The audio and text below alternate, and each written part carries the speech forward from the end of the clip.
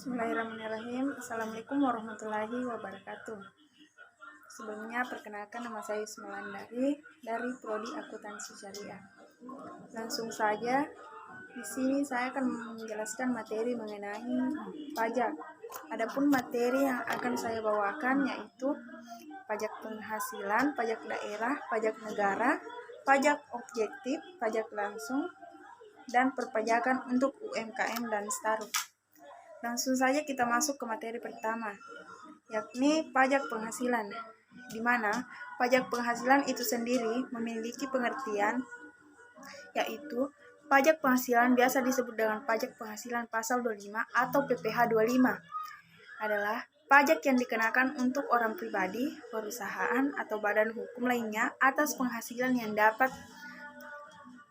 Dasar hukum untuk pajak penghasilan adalah Undang-Undang Nomor 7 Tahun 1983. Kemudian mengalami perubahan berturut-turut dari mulai Undang-Undang Nomor 7 Tahun 1991, Undang-Undang Nomor 10 Tahun 1994, Undang-Undang Nomor 17 Tahun 2000, serta terakhir Undang-Undang Nomor 36 Tahun 2008. Adapun pajak penghasilan dibedakan menjadi beberapa kategori, yaitu PPh yang dikenakan pada wajib pajak orang pribadi yang terbagi atas pegawai serta bukan pegawai maupun pengusaha. Yang kedua yaitu PPh yang dibebankan atas penghasilan wajib pajak badan atau perusahaan hingga objek pajak yang dikenakan PPh itu sendiri. Nah, selain daripada itu, adapun subjek pajak penghasilan. Yang pertama, subjek pajak pribadi. Yang kedua, subjek pajak harta warisan belum dibagi. Dan yang ketiga yaitu subjek pajak badan. Adapun pengertian dari subjek pajak pribadi yaitu orang pribadi yang bertempat tinggal di Indonesia, orang pribadi yang berada di Indonesia lebih dari 183 hari dalam jangka waktu 12 bulan, atau orang pribadi yang dalam suatu tahun pajak berada di Indonesia dan mempunyai niat untuk bertempat tinggal di Indonesia.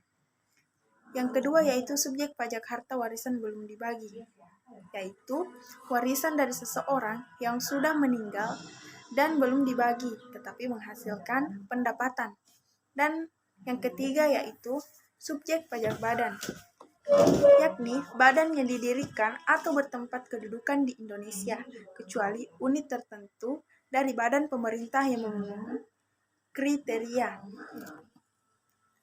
Selanjutnya kita pindah ke materi kedua yaitu pajak daerah, di mana pajak daerah sendiri itu memiliki pengertian adalah kontribusi wajib kepada daerah yang terutang oleh orang pribadi atau badan yang bersifat memaksa berdasarkan undang-undang dengan tidak mendapatkan imbalan secara langsung dan digunakan untuk keperluan daerah bagi sebesar-besarnya kemakmuran rakyat. Adapun yang termasuk pendapatan asli daerah adalah pajak daerah, pajak retribusi daerah, badan usaha milik daerah. Pajak daerah yaitu iuran wajib yang tidak mengharapkan timbal balik. Begitu pula sebaliknya dengan retribusi daerah, yaitu iuran yang memiliki hubungan timbal balik. Contohnya yang sering kita ketahui yaitu retribusi parkir. Dan yang terakhir yaitu badan usaha milik daerah, di mana badan usaha milik daerah yaitu termasuk usaha yang dimiliki oleh daerah seperti halnya PDAM.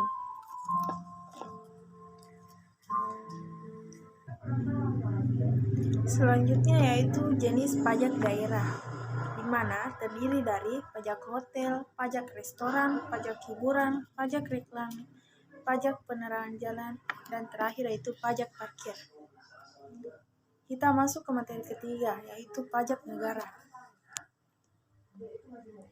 Pajak negara atau pajak pusat adalah pajak yang dikelola oleh pemerintah pusat atau Direktorat Jenderal Pajak dan digunakan untuk membiayai pengeluaran rutin negara dan pembangunan APBN, contohnya dari pajak pusat adalah pajak penghasilan atau pajak PPH.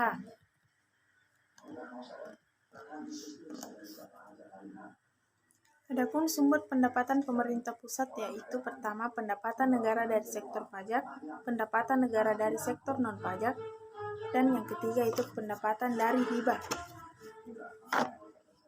Pendapatan negara dari sektor pajak contohnya itu PPH, PPN, PPNBM, PBB, pajak perdagangan internasional atau ekspor, pajak impor, pajak transit, bea atau pajak yang dikenakan melewati batas negara, dan terakhir yaitu cukai atau pajak yang dikenakan ya dari peredarannya perlu dikontrol.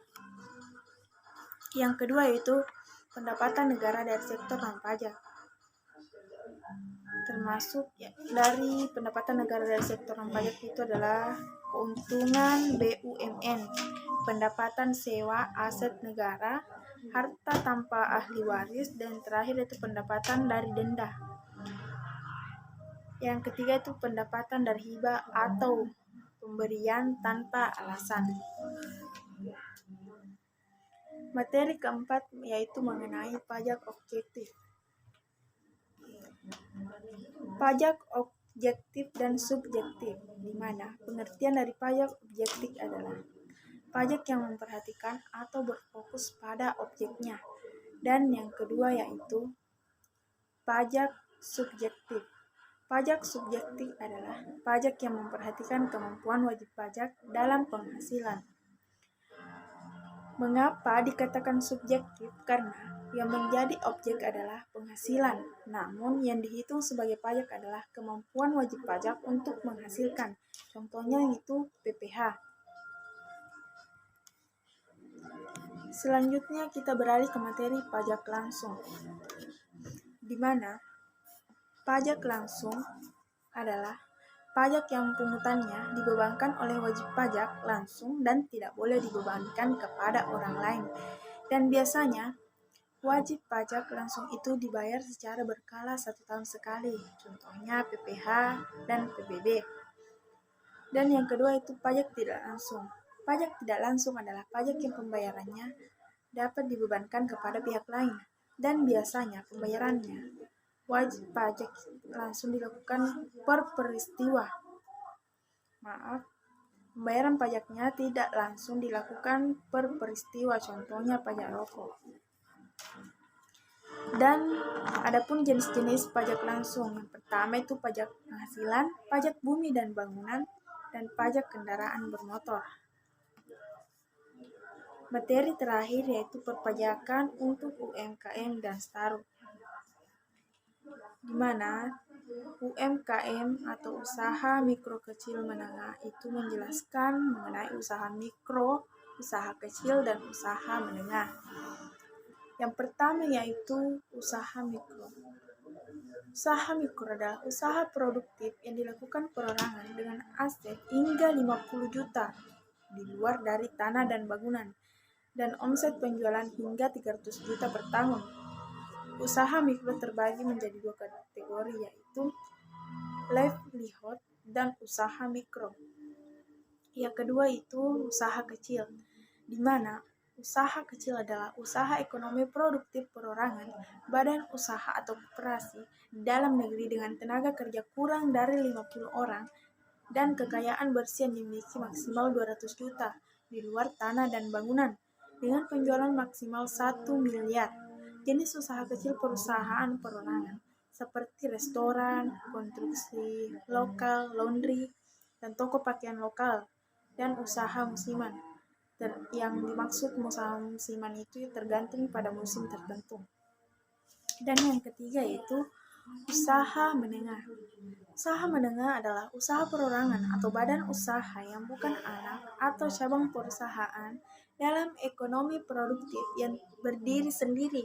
Jumlah kekayaan bersih sekitar 500 juta sampai 10 miliar dan jumlah omset antara 2,5 miliar sampai 50 miliar. Usaha menengah bukan dikuasai atau menjadi bagian dengan usaha kecil atau usaha besar. Sekian dari saya. Jika ada kekurangan, mohon dimaafkan. Wassalamualaikum warahmatullahi wabarakatuh.